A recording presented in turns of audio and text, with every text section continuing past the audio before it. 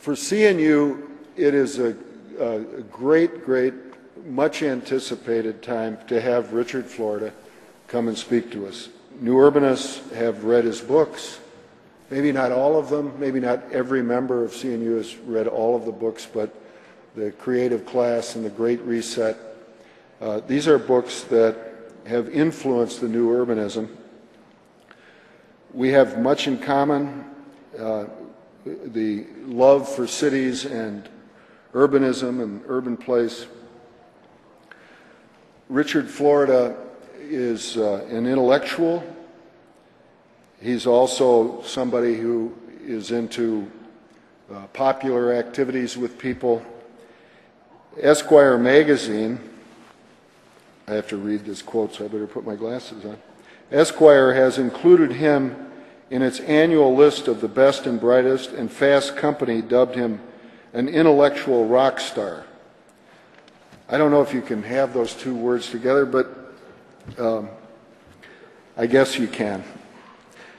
He's the author of several bestsellers, and I'm not going to list them all here, I already mentioned them. A senior editor of The Atlantic, and he's influenced them to have a cities blog that is one of the leading sources of information about cities. He is the director of the Martin Prosperity Institute at the University of Toronto's Rotman School of Management. And of course, before that, as most of you know, he was in Pittsburgh at Carnegie Mellon. And I give him credit. Very few people in Pittsburgh now, because he left there and went to Toronto. And I know in these kind of cities like Milwaukee, if you leave, there's a certain kind of comes back at you in a negative way. But I don't live in Pittsburgh. I live in Chicago. I don't live in Milwaukee. I live in Chicago. But Richard really deserves a lot of credit for the change that happened in Pittsburgh, where they redefined the city as a place where you would want to be, as opposed to a place that you wanted to avoid, or a place of the future, a place for people to improve their lives and enrich their lives, instead of a place that just focused on how great it was 75 years before. That's quite an achievement. And I trace that to a series of attitude changes that happened in the post-war period. Cities had a negative image even right away after the war because of 12 years of depression, 4 years of war, and then all of the terrible things that were done to cities with freeways and separate use zoning. And even the friends of cities would speak of cities in a negative way. Pathology was the way to get more money out of Washington. And so it was really hard to find people that would say anything good about cities. Ed Banfield's book, The Unheavenly City, which came out in 1967, was one of the first books that said pathology, calling attention to, sure, don't ignore the problems, talk about problems, but to focus the city's identity on pathology, on crime, on all the devastation, and then feel like somehow you're a friend of the city because you've identified all these terrible things. That was something offensive to Banfield. And later on, there were other people, both conservatives and people on the liberal side of the equation, that started to have a more positive attitude towards cities. A really key mayor, a friend of CNU, Joe Riley in Charleston, who redefined that city. But Richard Florida did it in a way that was striking with the creative class. All of a sudden, urbanism was a virtue, not an unvarnished virtue, but a virtue, a powerful virtue. And people who are smart and have great prospects in life, all of a sudden wanting to choose. He was saying this was already happening. His comments were, he acted as if it was descriptive, but it was more prescriptive, at least partially. It created a trend. And that's been very important. Now we can all pick at it. You know, there's people like Michael Piatak in Oakland who talks about the importance of the blue-collar functions of cities and the muffler shops and all that, and criticized Richard Florida for the creative class. Well, Richard didn't mean that cities would just be for latte-sipping yuppies. But he was pointing at a positive about the city, that it was a good place to be. And now we're finding more and more that the city is, in all of its complexity. Manufacturing in certain spots is starting to come back. That had been predicted that would be over. That blue-collar thing, I remember Rick Majerus' father, Rick Majerus, the basketball coach, but his father was one of the vice presidents of the United Auto Workers, and he lived in Milwaukee, and he had season tickets to the symphony. And people would ask him, season tickets to the symphony? He said, yeah, UAW members can go to the symphony, and UAW members can appreciate urbanism. And he lived in the city, and he was proud of it, and the head of the AFL-CIO lived in the suburbs, and Ray Majerus would make fun of him for it. So the city is a place for everybody. It's a place that is also for very successful people. And by pointing that out, Richard Florida added value to American cities and set the intellectual, the people that study urban policy, set them on a different path, a path that wasn't just about pathology. So I credit you, Richard, with advancing urbanism in a really fundamental way. And also now that the recession that we've experienced for the last 4 or 5 years, you use that recession to, again, define it and prescribe the way we should look at it, which is, I thought was beautiful, that urbanism is what we'll embrace as we come out of the recession. Now, if you can just get the hard data to back that up completely, we'll be all set. But without the prescription, without the description, people wouldn't even be looking for that. And so it is my pleasure to introduce somebody who's a great friend to cities and urbanism and to everything CNU stands for, Richard Florida.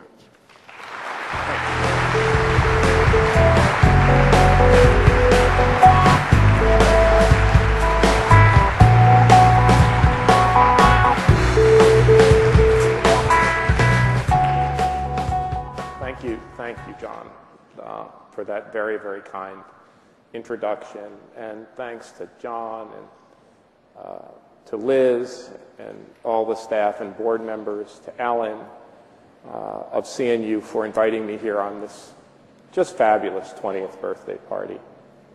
It is really incredible to see what all of you and your efforts together have accomplished. And I want to tell you a little bit about where my ideas come from. And though I've never been able to be with you before, how much what you do has really, really, really shaped my thinking. And I'll talk a little bit more later about my intellectual roots, but I remember I was a starting assistant professor at Ohio State, and I got a call to come visit Pittsburgh and Carnegie Mellon, and I always had a love for Pittsburgh and the city of steel.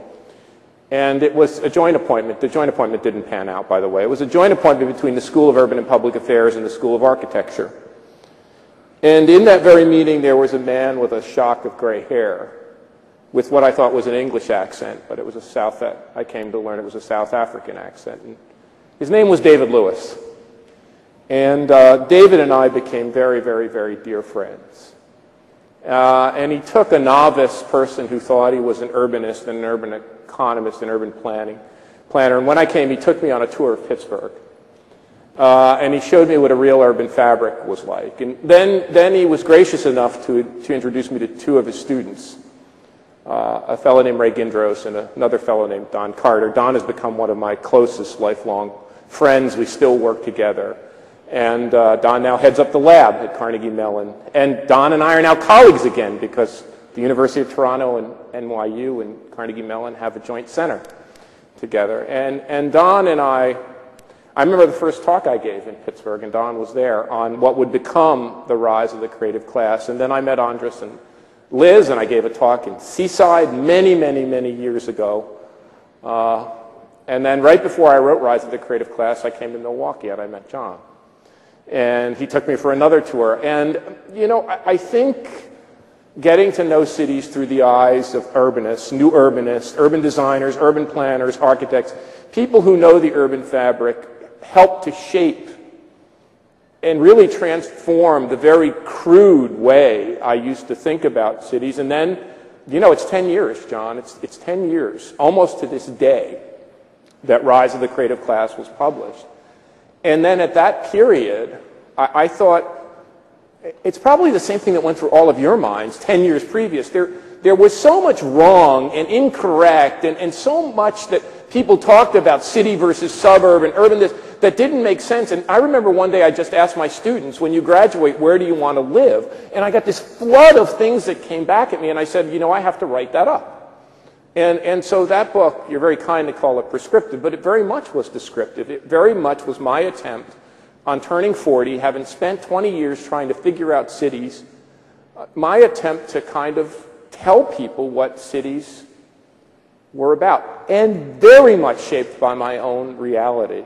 You know, 20 years in Pittsburgh, 20 years of fighting a lot of problematic urban policy, a lot of stadium building, a lot of convention center building, a lot of traditional urban renewal, a lot of overlooking urban texture and many times damaging it. We used to say in Pittsburgh sometimes the best neighborhoods were the ones nobody ever thought to touch. And then my experience being a young boy growing up in Newark and its surrounding suburbs. So I just want to say thank you not only for inviting me here, but to thank each and every one of you for doing what you do and helping me and helping all of us. And I think what's interesting now at this 20th anniversary for you, 10th anniversary for me point, isn't it interesting that the world has come to us? I find this amazing. For so long, I thought I was out in the wilderness on these issues, talking about cities and economic growth and the role of arts and culture and the role of urban design, what I call quality of place. I thought I was out in the wilderness, and then something changed to make this all part of the great changes and challenges of our time. You know, walkable urban neighborhoods and cities and communities where transit, there's higher real estate values, and cities are, and not just New York and San Francisco and Chicago and DC and Toronto, but we were just in Detroit filming a series for Atlantic Cities on Detroit Rising, walking around the downtown, talking to placemakers and community builders who are infusing, have always, but now are infusing that city and attracting more people. We're just in Newark with Mayor Booker and seeing what's been accomplished there. It's happening everywhere, and it's so amazing. But I think it makes us our role change. And we kind of go from being rebels or revolutionaries or pioneers, that we have to help people. We have to become more of teachers. And we have to become even more humble to help people. And I'll talk about that. Help people who think they've discovered cities, who think they've discovered urbanism and new urbanism, and help them understand that texture and fabric and all the things that you know. And what's so interesting to me, like over the past decade, like when I first wrote Rise of the Creative Class, I remember the first thing people said, oh my God, it's the dot-com bust. All that bullshit, sorry. All that stuff you're talking about, Florida, and these new urbanist people are talking about people moving into cities, that's going to go away. When a dot-com boom is over, they're all going to give up living their coffee shops and these frivolous lives they're trying to do, colonizing cities, and they're going to go back to a real job and live in a suburb. And then, of course, it was the World Trade Center, the tragic attacks. That was going to make us all grow up. And then, oh my God, the crisis, the economic crisis. We were finally going to give up these frivolous dreams. But of course, as you said, the power of this shift, the power of cities, the power of urbanism has just accumulated and accumulated and accumulated to at a point now where it's a topic of discussion among all sorts of people. Not just among mayors and economic developers and architects and urban designers, but of traditional, dyed-in-the-wool, standard economists.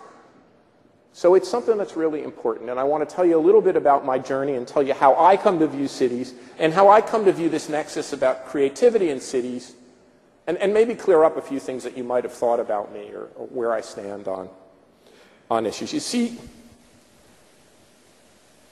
what's bringing a focus on urbanism back?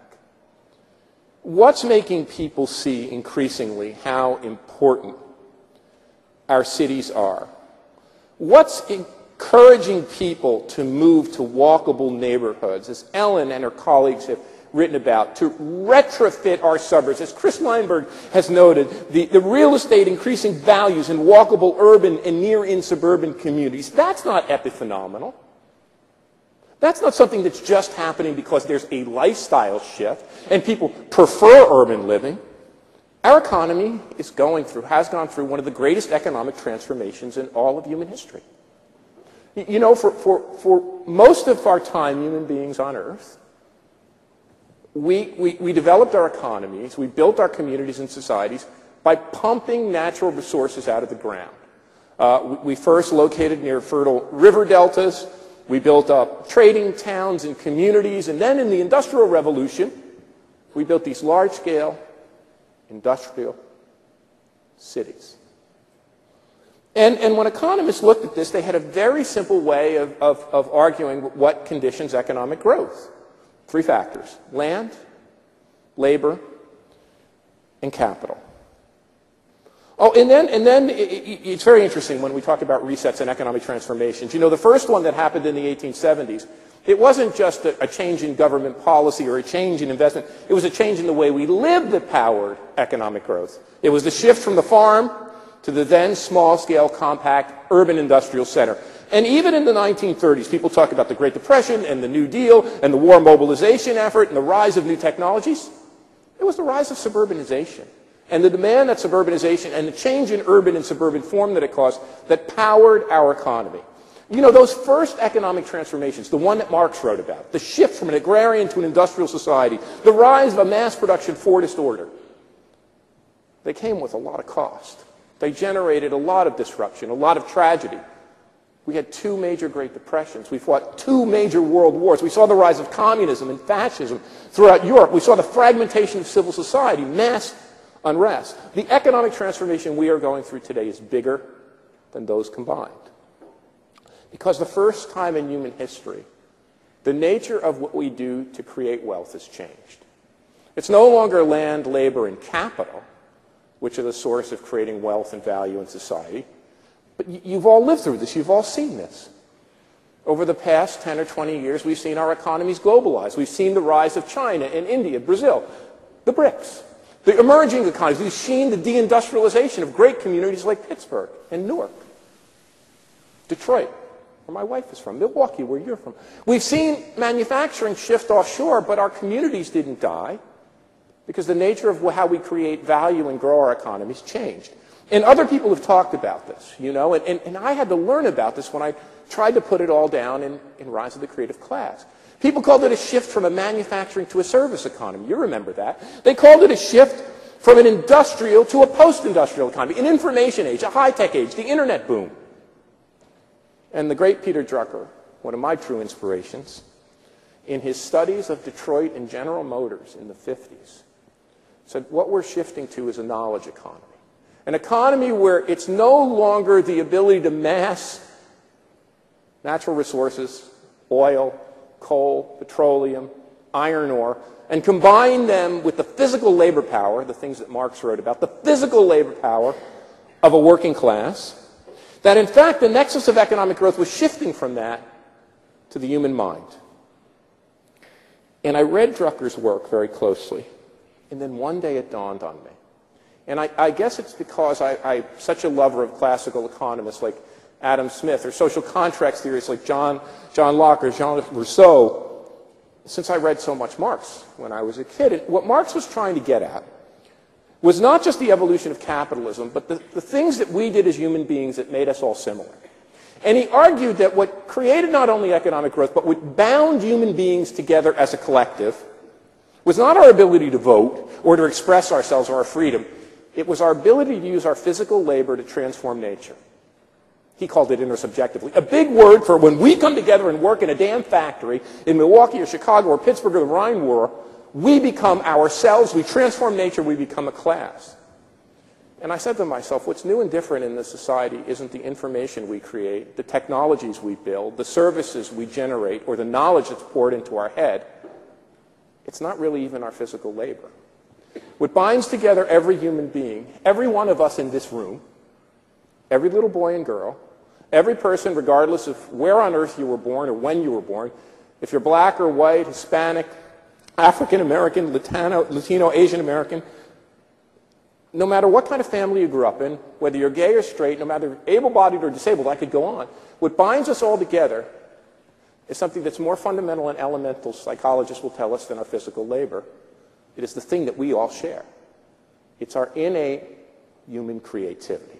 And that's why I began to define our economy, not as a knowledge economy and an information economy, but as a creative economy. And it's this shift to creativity as the very stuff of economic growth that is the underlying force that is causing us to reshape our urban form, to migrate back to great cities, to rebuild our cities, and reshaping our suburban and exurban environments. Now John said this.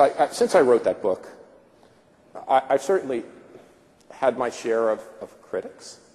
You've probably heard some of my critics. By the way, I like my critics. I find that I learn a ton from my critics. I think that my critics make me reflect and introspect and force me to look at the logic of my argument. Some critics were fairly easy for me to dismiss. There is one guy, he calls himself an urbanist. I won't name him. You might guess who he is. You know, he said, has Florida lost his mind in this idea that communities with gay and bohemian arts and culturally innovative people, that they no. Does he really think people with guitars, strumming guitars on street, they're going to build our economy? Other one said, Florida's totally lost his mind. He's undermining the American family and Judeo-Christian civilization as we currently know it. But the critics that really got me, because John knows where I come from, were the ones who said this idea of a creative class and a creative economy are elitist. So I just got to spend a minute on this so you all know where I'm coming from.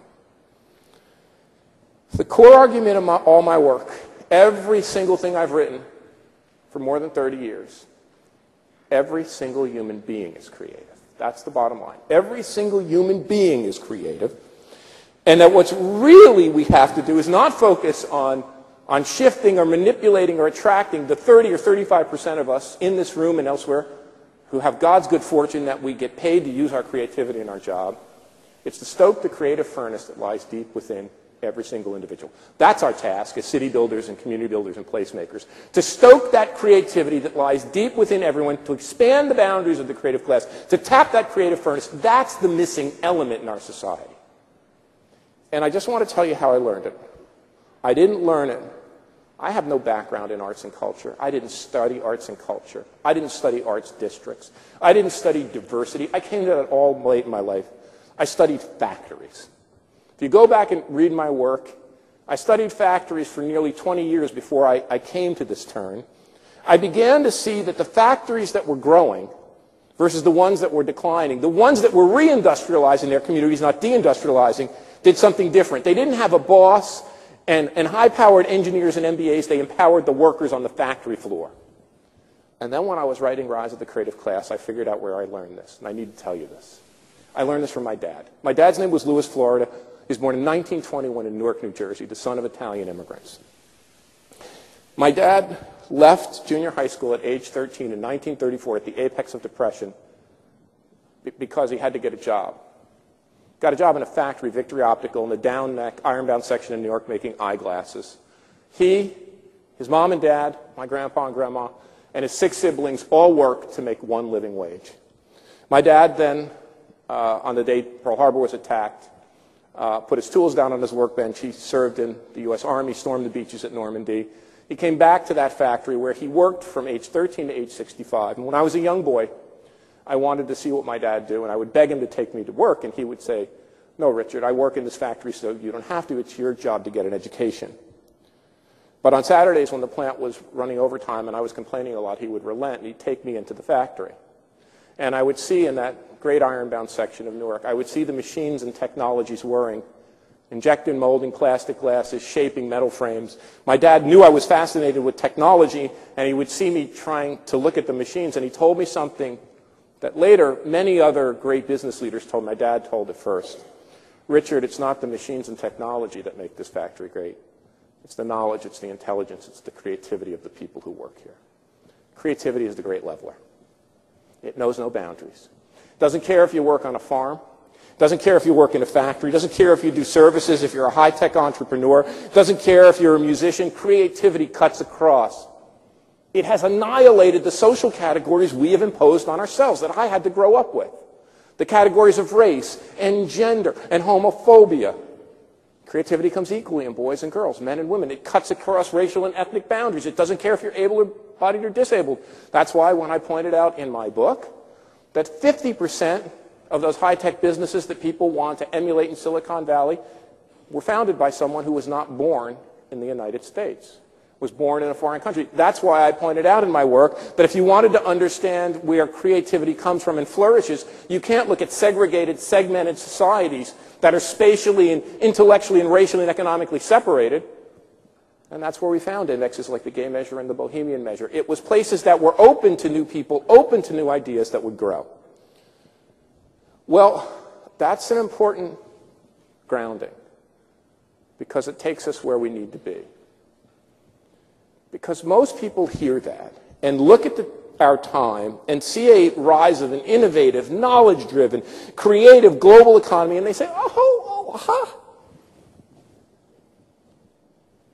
We have conquered distance.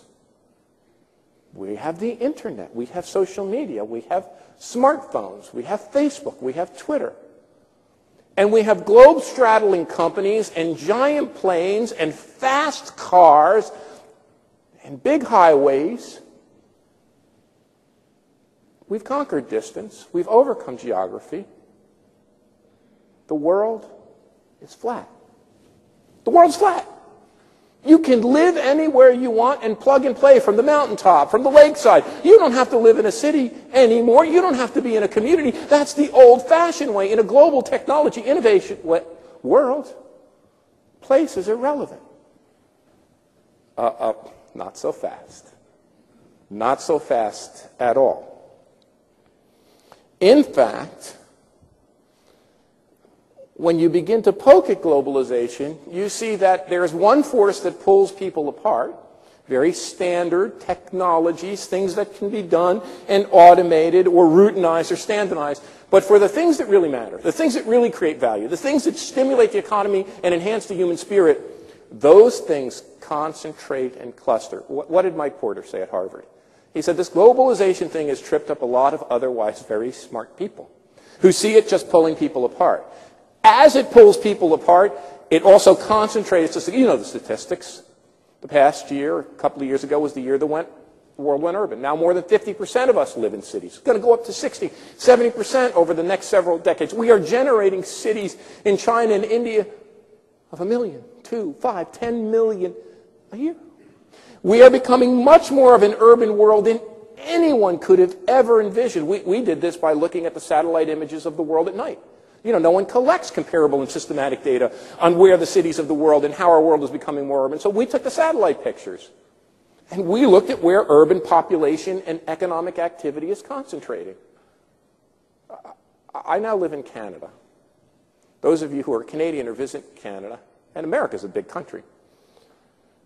Do you know that 80% of Canada's population lives in 2% of its land area? It's just a shocking statistic. 80% of Canada's population lives in 2% of its land area in the age of technology and the internet and spreading and flattening. Across the world, we were able to identify 40 megaregions, complexes of cities and suburbs, like the New York, Boston, Washington corridor, the great Chicago-Pittsburgh axis, Southern California, Northern California, Southern Florida, Tampa, Orlando, Miami. We can go on. The Shanghai-Beijing nexus, Bangalore to Mumbai. Those 40 megaregions, which house less than 18% of the world's population, produce 2/3 of our economic output and 9 in 10 of our innovations. And way before I got to this, way before my other urban economics colleagues got to this, we all know who got to this first. A woman from Scranton, Pennsylvania. One of the biggest influences, aside from David Lewis, on my life, Jane Jacobs, who I got to know very well when I moved to Toronto. And Jane said, it's very interesting for those of us in this room who are very familiar with death and life, when asked in the late 1980s or early 1990s by an investigative reporter from Pittsburgh, Bill Steigerwald, what she thought her most important contribution was, said in her usual humble and self-effacing way, I don't think it's the stuff about the sidewalks, and I don't think it's the stuff about the city and New York and the Hudson Street. That's all great, and I think it's very important. She thinks, I think I figured out where economic growth comes from. And then the shoe just dropped. She said, you know all those fancy economists like Adam Smith and Alfred Marshall and even Karl Marx, and they had a very simple-minded theory. And they'll tell you that economic growth comes from companies, firms, industries that develop a more efficient division of labor. Frederick Taylor, like, make these tasks more scientific and then run their company very effectively. She said, you know, that's not a theory of economic growth. When you think about it, she said, economic growth has to come from doing something new, from doing something innovative. She said, innovation doesn't come from a company. Where does an innovation come from? She said, well, when you think about it, an innovation requires two different companies or two different people or people with different ideas to constantly combine and recombine. That comes from a city. You see, as we've moved up the chain from a simple hunter-gatherer society to an agrarian society, to an industrial society, to a knowledge, to an information, to a technology, to a creative society, as we've peeled the levers away that make us think cities aren't important, we've come back to the basic fact that for human beings, cities are our primary mode of organizing. You know, we had a lot of brain cramps during the industrial age. We built these giant freeways. We dispersed people. We destroyed, my father's house in Newark was destroyed by urban renewal. We busted apart communities. But we also believed that the company, the industrial firm, was our major economic and social organizing unit. It's not. We're coming to see that now. The main economic and social organizing unit, it's not just a container, that vehicle which allows us to combine and recombine, to mix and mingle. You can hear this from Jobs and Wozniak when they talk about, or anyone who talks about the Silicon Valley, the ability of Silicon Valley to stimulate this. Jack White, when they asked him what makes a great music scene, said the same exact thing. What makes a great music scene is all of these individual people, all of these individual bands coming together in a place, competing like mad, combining and recombining their talents, forming new bands, and then one or two hit. The city has been our key vehicle. And remember, they pilloried Jane Jacobs when she said, cities preceded agriculture. They said, how could that be? Agriculture had to come before cities. She said, no, no, no, no, no. When we developed the surplus and created small little communities, it enabled us to create the advances that created bigger and bigger agriculture. Cities preceded industrialization. They said she was crazy. And then when the archaeologists and anthropologists have gone back over the past 20 years, they found she was absolutely right. That if we look at our most basic advances in the arts or tool making, they came from our biggest and densest and most well-organized communities at the time. Now, we all know that cities are important. We all know that they have to be nurtured. We all know this, but what's happened, of course, is as cities and agglomeration and urban clustering and concentration have become more important economic forces, a bunch of new faces have arrived on the scene. A bunch of economists and other social scientists carrying their toolkits have come across the horizon, and they've discovered something. The same people who used to tell us that the keys to growth were sun, skills, and sprawl, the words they use, sun, skills, and sprawl were the motive force of economic growth, now tell us that the key to economic growth is coming back to the cities and building giant skyscraper towers. Ed McMahon of the ULI had the most incredible column today. If you haven't read it, I thanked him. I tweeted it 5 times. If you follow me on Twitter, I apologize. He said this rush to density, this attempt to go from London to Paris to Barcelona, now Washington, D.C., and impose 20, 40, 60, 80, 100-story buildings in the idea that density creates economic growth, it's wrong. It's not that density equals economic growth. It's the creation of real walkable, urban environments that what? Stir the human spirit. Allow us to combine and recombine. It's not the massing of people in space. What is a skyscraper district? You know this better than me. It's a vertical suburb. It's a vertical suburb that people are trapped in isolation, lonely at the top. It's the kind of urban community that we all know about, that emerges over time historically, that is aesthetic, that is authentic, that has the kind of places with eyes on the street, where people can mix and mingle, combine and recombine, where they can find one another. There was a great paper in the Handbook of Creativity. A fellow called it, the kind of density we want is a Jane Jacobs density. And that's what we know. How do we make great communities and great cities? And here, there's something that I want to challenge all of us on. We have, and you guys know better, but we have in our language this urban-suburban divide, which is false. It's not an urban-suburban divide so much. And I tried when I came across Ellen's work and Chris Leinberger's work, and I tried to write this up. I don't know how good of a job I did. But what I tried to say is that great communities and great neighborhoods pretty much all look the same. They pretty much all have the same characteristics. They have a human scale. They don't have too many mega high-rise buildings. They have maybe 2, 3, 4, 5, 6, 7. And there can be a mix. They have a mix of uses. They have walkability. They're close to transit. That's the kind of things people desire, and it's not just in the urban core. And what's really interesting to me is that often the most interesting things that are happening in cities, whether that's Chicago or San Francisco or Pittsburgh or Detroit, are happening not in the urban core itself, but in the neighborhoods great sociologists like Robert Park used to call the zones in transition. The old industrial and warehousing districts, the old food processing and logistics centers, the zones in transition, the Netherlands that business wasn't in nor people were, people moved beyond them. They are the places that are often the most exciting for exactly the reason Jane Jacobs told us. They have the kind of affordable, large floor plate, sunlit, old urban space that can be converted to great. New ideas require old buildings. New ideas require old buildings. Old buildings as the fuel because they're flexible and adaptable. Well, you know, we've been looking at some interesting projects, and I know you know, and hopefully you'll send me, because certainly for Atlantic cities, one of the goals of that is to shine a light on so many of the interesting projects that you're doing. But two strike me as particularly interesting that I've come across in the past couple weeks. The first is Tony Hsieh's move to take his corporate headquarters of Zappos out of the suburbs and to create a new corporate headquarters in the City Hall in Las Vegas, but to use that template of a city to rebuild a place for work, life, and community. And that's stimulated by two desires.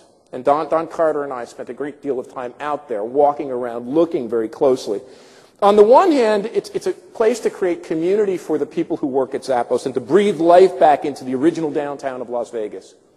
On another hand, it's a way to create affordable housing. Tony knows he's creating good jobs for people doing low-end service jobs. Those jobs pay $30,000, $40,000, $50,000 with the internal career ladder. If people are paying an arm and a leg not only to live in a suburban single-family home, but an arm and a leg on the car and gas to commute, they're going to go broke. When we asked the Zappos employees what meant the most to them was close-by, walkable housing that they could share. And they could reduce their expenses and stretch their paychecks. And then the attempt, of course, which is very interesting, to stimulate street-level creativity across arts and music and startup companies. And I think if this works, it will be an incredible signal to much more of the business community about the need to think broader. I teach a course at the University of Toronto. We call it jurisdictional advantage. The idea that companies not only select locations, but increasingly act to transform locations to build more effective business environments. The other one that intrigues me, which many of you will know, and if you're here you should visit, is the ongoing transformation of the Miami Design District. The movement of high-end retailers into that district, out of one of the most successful and high-end malls, into the Design District, I think is a signal example of the potential change coming in retail. And the retail transformation and the creation of more urban, authentic retail districts is particularly interesting to me because people can use those districts even if they don't desire to live. They can become very attractive to suburbanites. So what are the things that we've been able to find that really lie behind an exciting, vibrant, creative, energized place? I was very fortunate over the course of the past decade to work with a lot of very interesting people. And at some point in my life, I understand that especially when we're dealing with the development community and the business community, mayors, public policy officials, that there is a clear and important narrative about the need to stimulate economic growth. And as all of you will recognize, even when you recognize the limits of that narrative, in times like this, where people are struggling, when there's still a very high level of unemployment, particularly in our older urban centers, a priority in this election, the upcoming presidential election, will be economic growth and the creation of jobs. But it's not just about economic growth and the creation of jobs. I've come to learn that over the past decade, as many others have come to see. It's about finding purpose and meaning, finding fulfillment and happiness. And in fact, I would argue to you that human beings can't find purpose and fulfillment, a big problem in our country, by consuming things. It's impossible. It's a never-ending treadmill. The only way we can find true purpose and meaning in our life is by doing meaningful work in our communities, in our jobs, by exercising this creative gene that we all have. So I was able to partner with the Gallup organization and undertake a massive survey that Gallup, with Knight Foundation funding, has continued, called The Soul of the Community. That survey helped me to understand what making great community environments, and notice we called it Soul of the Community. We originally called it Soul of the City, and we changed it to Soul of the Community. Made me understand a little bit more what creates not only an economically thriving community, but a community that people are emotionally attached to, have high levels of satisfaction with. And in my view, the three things that fuel our happiness are our social relationships, our families, our friends, our wives, our husbands, our spouses, our significant others, our children, our relatives, and on the one hand, in our ability to do great and meaningful creative work, and the third one is the place we live. So we were able to unpack this, and we looked at all the arguments. We looked at people who say, you know, the key to a great city is having a good school system and a low crime rate and a lot of economic opportunity and a great infrastructure. And we said, well, that's got to be true. And we looked at people who said, also, you know, this whole idea about a city of amenity, a city of arts and culture, a city that protects its environment, that's all a frivolity. That's all a frivolity. That's an afterthought. That's something a city adds when it gets rich. It adds arts and culture when it gets wealthy. It starts to clean up its environment, but the basics have to come first. We asked a cross-section of now nearly 100,000 Americans, all walks of life, what really matters to them in their community. Everything from the basics to jobs, to great school systems, to educational opportunity. What we found is there are two things that drive, at our very core, that drive our emotional attachment and happiness and fulfillment. And this is not true only of affluent people or young professionals or the gay community or the artsy people or what John called yuppies. This is true across the board with every income group, educational level, occupation. The second most important factor, and when I see what's happening in this country, you know, I guess it's a kid in Newark who grew up with race being such an important part of my life. When I see what's happened in a great state like North Carolina and these bans on gay marriage, I just can't believe that happens in a land of opportunity and freedom. And by the way, not just in America, in Toronto, a great city of tolerance, our ludicrous mayor will not acknowledge gay pride events. But that's a topic for another night. Openness to diversity, communities that are open to people, communities that give everyone a go, that are open to people regardless of race, regardless of nationality, regardless of ethnicity, that value economically disadvantaged people and entrepreneurs, and artists as well as a business owner. Those kinds of communities, the more different groups are valued, and our question was, is your community a good place for A, B, C, D, and E? The more people said our community is a good place for everyone, the higher the collective emotional attachment and well-being of the community rose. And then the top-ranked factor. And you can go to the Gallup Night Soul of the Community page and look this up if you don't believe me. I termed a word for it. We were thinking of words for it. Aesthetics, beauty, quality of life. And I came up with this kind of simple-minded phrase, the quality of place. It's the quality of place itself which is the single most important factor beyond schools and education and even having a great mayor and all the rest, having abundant job opportunities. It was the quality of the place itself that was the key factor in people's fulfillment, whether it was a suburban town or an old urban industrial, wherever it was the quality of the place itself. What was that composed of? Well, obviously it was composed of a place that valued its history. A place that valued its historic buildings, that didn't knock down its past. It was a place that was walkable, that had urban texture, that had mixed use, where people could mix and mingle, had public spaces. It was a place that made investments in arts and culture, not just the high arts, which I called the SOBs in my book, the Symphony, Opera, and Ballet, sorry. Not just the high arts, but street-level arts. Street-level arts, the kind of place that everyone could participate. And a wonderful integration of the built and natural environment. That's been my big lesson. And I know you know this, and I know this has been a debate. The big lesson that I've learned is how much people, even amongst us urbanists, how much people value a great and green natural environment. And how important the intersection of the two. It's not one versus the other, urban versus nature, urbanism versus sustainable. It's how the two come together. And where people can live in a community where the air is clean and there's an abundant tree canopy, and you all know this, where there are parks, the only real democratic spaces we have left in life. Those are the things that lift the human spirit. Well, you know, I'm a professor. That means I come from the Fidel Castro School of Public Speaking. I probably shouldn't say that in Florida, but my last name is Florida, so I can. I'm not going to get suspended as a manager. But I just want to end by saying thank you for everything you've done, and I mean that from the bottom of my heart. And thank you, the ones of you that I know, for helping me come to I still don't understand cities as well as you do. I'm still an ivory tower guy. I am, and I still work with data, but I do. You know, if I go visit a city, if I go visit John, I go visit a city, I go to look. And encourage you to help many of the new urbanists. Not you new urbanists, but the new kids on the block. The kids who are coming to see, the young people, the young academics, the young economists that are coming to see cities is so important. And when they say something that rings a little bit false, when they try to create their physics equation, their mathematical equation that magically invokes skyscrapers or density, give them a big hug. Tell them how important what they're doing is. Tell them how critical what they're doing is, but take them aside and maybe take them for a walk. You know, that's what James said to me. That's what my colleague Herb Simon said to me. That's what the great mayors like John have said to me.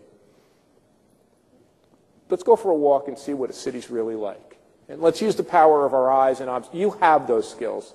So let's show people around the world how important urbanism and new urbanism really can be. Thanks so much for having me. It's just been a pleasure being with you this evening. What up? Yeah, I can take some questions. All right, okay. Two things.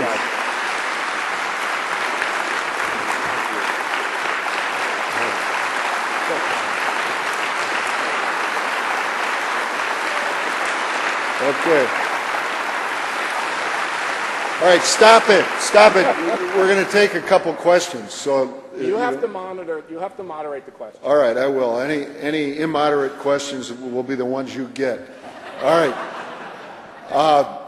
But before I do that, and I know your wife will appreciate this, Richard will be signing books immediately after this. And I read The Great Reset. It's a great read. So if you haven't bought it, buy it. Okay. One other thing before you take a question. Is Mike Levin in the house? Mike Levin. Is he here? There he is. Stand up. All right. Now, I want you to know. See that guy back there? Hi, Mike. Mike Levin. He's the guy that rebuts That guy you didn't mention whose initials are Joel Kotkin. No, I don't know. Okay. I like Joel. Okay, I know. I like all kinds of people. Brother, thank you. Yeah, but there's the guy. He's the anti-Kotkin. Okay. Now, we like Kotkin, actually. We all like him. Rick Cole likes him, the manager of Pasadena. All right, first question. Yeah, come up to this mic right here. Oh, first question. Doug Kelbaugh. Okay. Thank you for the inspirational talk. Thank you. And the thank yous you gave us as well. I'm certainly a complete believer in what you're saying, and most of the people in the room are. We believe in walkable, mixed-use, transit-oriented urbanism, and many of us live it. I happen to live in a downtown. I have, believe it or not, a walk score of 100. It's the Street Smart walk score. And we're able to walk to great places. And we have a very low overhead because of that. We don't use our car very often. We have one car. We can walk or bike to great cultural events, both street and SOBs, as you call them. But you actually have given me some pause, because I've been thinking about creativity during your talk, and I actually think I get many more creative juices going at events like this conference.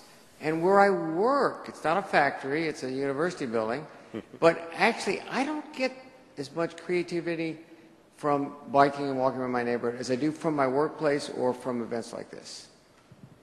So you've actually raised some doubts for me.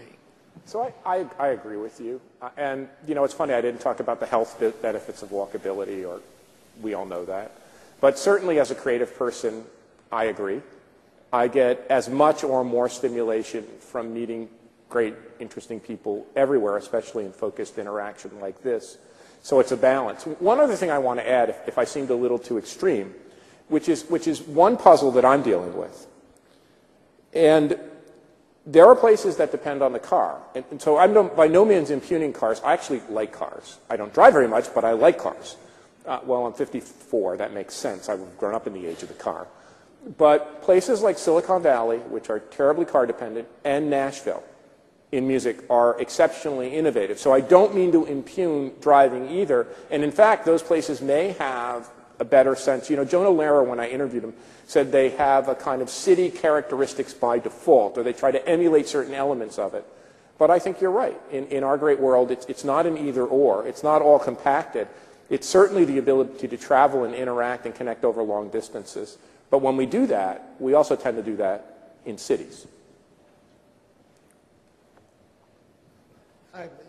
Hello? Yeah. It's a terrific experience listening to you and reading your work. I'll just put this question in the form of cities, because I'm just curious about your thoughts. You have the Atlantic Cities blog. What about Atlantic City? Camden, New Jersey, Cleveland,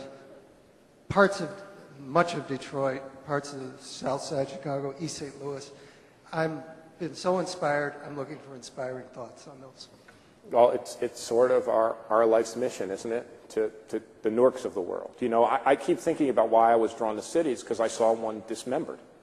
I saw the factory my dad worked in close. I saw the neighborhood I lived in be destroyed. I saw where my mom worked at the Star Ledger become barbed wired. And I think I've always tried to grasp at how do you remake what I imagine as a young boy of the dynamism of Newark.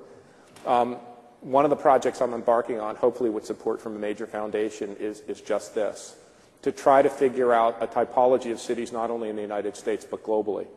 You know, the cities that are revitalizing are doing it in a way that is uneven, that is also spiky. So how do we build cities that are good for everyone? And I just want to give you my thought. I think our biggest challenge on this is that if 40 million Americans work in creative jobs, nearly 70 million Americans work in low-wage service jobs. And one of the great challenges of urbanism has to do for those service jobs what happened to my dad's job in manufacturing. We have to make them good family-supporting jobs, and it's something I've been very passionate about. So at the same time that we remake and begin to rebuild those disadvantaged neighborhoods, those neighborhoods left behind, we're going to have to create meaningful work. And it's going to mean taking on the big challenge of putting more creativity and innovation and skill in low-wage jobs. And it's a big agenda. Okay, we have one over here and one over here, and then then that'll be it. You mentioned that you like cars, but you don't drive too much. And when you're traveling between places, between cities, can you reflect on like the different modalities of like train, bus, freeway, and whether the densities of people in those types of travel, like what kind of a difference that makes to our society? I'd like to travel a lot less. And I only hope that virtual activity, I think we're getting there, and it's very interesting. We were just talking to folks, Rana's friends from Detroit. We were out doing an event in Los Angeles. There's a lot of former Detroiters, like there's a lot of former Newarkers everywhere. And they were saying having technologies like Facebook and cell phones and smartphones not only enable them to keep in touch with people they love from LA to Detroit, but wherever they go in the world. For me, I fly a lot, and I have a little series coming on Atlantic cities that looks at the Aerotropolis phenomenon. And those guys were right, that airports in combination, big airports in combination with other factors really are a big stimulator of economic development. The problem there is that there aren't a lot of places that have those big airports. So I think the real challenge of our time is building the connective fiber. And I think the car is going to play a role, but it's less dependent on a car, and it's got to be rebuilding in some reasonable way. And guys, this is a huge fight. Even my economist friends who have rediscovered cities, almost to a person, think reinvesting in our transit infrastructure, and particularly high-speed rail, fails their cost-benefit equations. If you ask me, they're some of the single most important things we have to do to connect ourselves back together. So I think developing a new approach to transit and connectivity is critical, and making sure places that aren't connected to major airports or to each other have that ability. And you see it, not just, it's interesting. It's not just the Camdens and the Newarks and the Clevelands, but where I live in Canada, when you look at those northern territories and you look at the level of disadvantagedness and the incredible, Wisconsin, the incredible disconnection, boy, oh boy. There are other things that we have to do a just better job of connecting. Yes, I'm Rafael Clemente. I'm the director of our Downtown Development Authority here, and I'm a local. And I'd like to start by saying how very proud we are that CNU chose to come to our city for your 20th. So thank you very much. Thank you. Thank you. Mr. Florida, as we compete for investment, for residential, for consumer dollars, could you talk just a little bit about the role, about how a mid-sized city like West Palm Beach, how does it fit into the mega region that South Florida is? Well, not just because my name is Florida, but I'm a huge fan of this state. My wife and I, Rana, probably because we live up north, we live a good part of the time in South Beach. It's funny, when I gave a talk with Liz was there and Frank Gehry when they opened the New World Symphony, there was this young Dutch landscape architect. And he was talking about, the Gehry building and the New World Symphony in Miami, and he said, yeah, arts and culture are great, but you have warm weather, the sun, and the beach. What else do you need? And there is something stimulating in this mix of built environment, beach, and sun that is just incredible. But when I look at South Florida, I said this. I'm on record saying this. When I wrote what became the Great Reset, How the Crash Will Shape America, I said certain communities are going to have trouble rebounding, but I don't think South Florida is going to have that much trouble. Because it is the gateway to Latin America, it's a global center attracting investment from around the world, but it's a huge mega region. This southern Florida mega region that stretches up to Palm Beach, West Palm Beach, goes all the way up to Orlando, Tampa, and Miami, is one of the 20 largest economic mega regions in the world. So I think the way West Palm Beach competes is by offering something fantastic. You know this. It has an urban alternative. It has a downtown. It has excitement. It has restaurants. It has old historic buildings, and it's part of the corridor. And just keep working and working and working on that. But I think, your governor, boy, he needs his head examined. Sorry, our governor. Turning back the high-speed rail funds? Like, what kind of boneheaded move was that? Sorry. I think the rail connection that you're getting, but the more that could be a high-speed rail connection, what my students say, who are much smarter than me, They said, what a fast rail connection does, and this is very important for our Midwest, you know, from Milwaukee to Chicago to Maybe Toronto. they'll recall the governor of Wisconsin. Yeah.